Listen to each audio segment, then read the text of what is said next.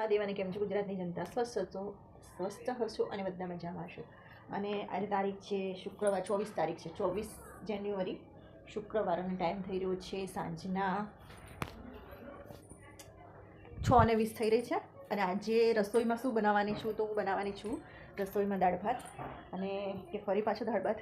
પણ એવું છે ને કે ફ્રેન્ડ્સ કે અમે ગુજરાતી છીએ અને ગુજરાતી લોકોને દાળ ભાત એમના રસોઈમાં દાળ ભાત તો હોય ને હોય જ. અને અમને ને એટલે અહીંયા મારા પપ્પાને દાળ ભાત બહુ ભાવતો હતો અને અમારા આખા ફેમિલીને દાળ ભાત બહુ ભાવે છે. અને આજે વિચાર છે દાળ ભાત ખાવાનો એટલે હું દાળ ભાત બનાવીશ આજે. અને મિષ્ટી શું કરી રહી છે? મિષ્ટી તો ટીવી જોઉં.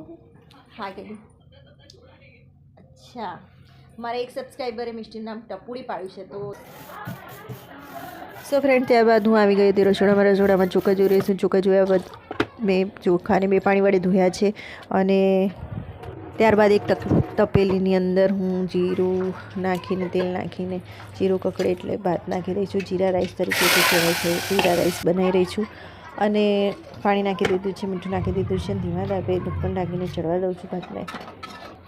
અને બીજી બાજુ એક કુકરની અંદર દાળ ચડવા મૂકી દઉં છું. મીઠું નાખીને થોડું મીઠું નાખીને પાણી નાખીને દાળ ચડવા મૂકી દીધી છે. ભાત મેં પહેલાં ધોઈ નાખી હતી અને ત્યારબાદ ચડવા મૂકી દીધી છે. હવે વઘાર કરી દઉં છું દાળનો.